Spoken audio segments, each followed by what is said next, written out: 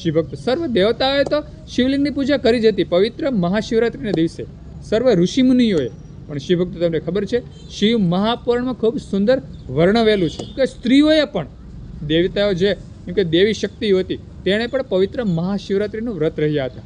સુંદર તેનું વર્ણન કરેલું છે. તો શિવભક્ત આજે હું તમને વાત કરું કે કઈ કઈ સ્ત્રીઓએ પવિત્ર મહાશિવરાત્રિનું વ્રત લીધું હતું અને પોતાની મનોકામના પૂર્ણ કરી હતી. શિવભક્તો પ્રથમ છે સાવિત્રી. તમે સાવિત્રીનું નામ તો સાંભળ્યું જ હશે. ત્યાર પછી છે લક્ષ્મી દેવી, સાક્ષાત ભગવાન નારાયણ ભગવાન વિષ્ણુના ધર્મપત્ની. શિવભક્તો ત્યાર પછી છે માતા સીતા, ભગવાન શ્રી રામના પત્ની.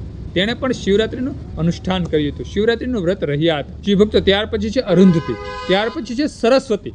મા સરસ્વતીએ પણ એમ કે મહાશિવરાત્રિનું વ્રત રહ્યા હતા અને ભગવાન મહાદેવના આશીર્વાદ પ્રાપ્ત કર્યા હતા. સરસ્વતી પ્રાપ્ત કરી હતી.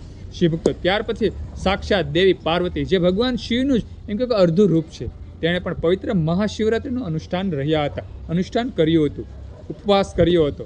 ત્યાર પછી છે મેના દેવી અને ત્યાર પછી છે ઇન્દ્રાણી.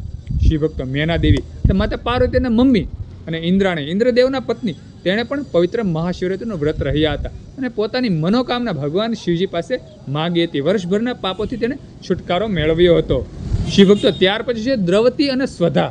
તેણે પણ એમ કે દેવીઓમાં નામ આવે તો દ્રૌપદી અને સ્વધાનું પણ નામ આવે છે. તે પણ પવિત્ર મહાશિવરાત્રિનું વ્રત રહ્યા હતા. શિવભક્તો ત્યાર પછી છે સ્વાહા, પ્રીતિ, રતિ.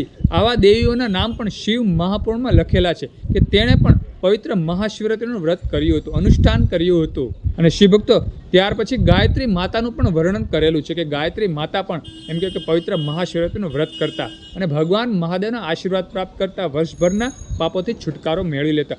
આવું સુંદર શિવ મહાપુરાણમાં વર્ણવેલું છે, દેવીઓના નામ વર્ણવેલા છે. તો શિવભક્તો ખાસ કરી અને સર્વ દેવતાઓએ, દેવીઓએ, દાનવોએ, સર્વ ઋષિ મુનિઓએ પવિત્ર મહાશિવરાત્રિનું વ્રત રહેતા અને વર્ષભરના પાપોથી છુટકારો મેળવી લેતા. તો જોજો આપણો મનુષ્ય અવતાર એળે ન જાય અને પવિત્ર મહાશિવરાત્રિ એમને વહી ન જાય. એટલે ખાસ એ ધ્યાન રાખજો અને ભગવાન ભોળાનાથને રીઝવજો, શિવલિંગનું પૂજન કરજો, દેવાધિદેવ મહાદેવના નામનો પવિત્ર મહાશિવરાત્રિ દિવસ કરી નાખજો. તો ભગવાન મહાદેવના આશીર્વાદ પ્રાપ્ત થઈ જશે અને તમારી દરેક મનોકામના ભગવાન મહાદેવ પૂર્ણ કરશે. સુંદર તો શિવભક્તો સુંદર એક આ નાની એવી વાત હતી જે શિવ મહાપુરાણમાં વર્ણવેલી હતી. સુંદર એક આ નાની એવી વાત, મહાશિવરાત્રિને લગતી આ વાત જો તમને ગમી હોય તો વિડીયોમાં લાઈક આપજો, કમેન્ટમાં હર હર મહાદેવ ઓમ નમઃ શિવાય લખજો અને આ વિડીયો બીજા હિન્દુ સનાતન ધર્મના લોકોને શેર કરી દેજો.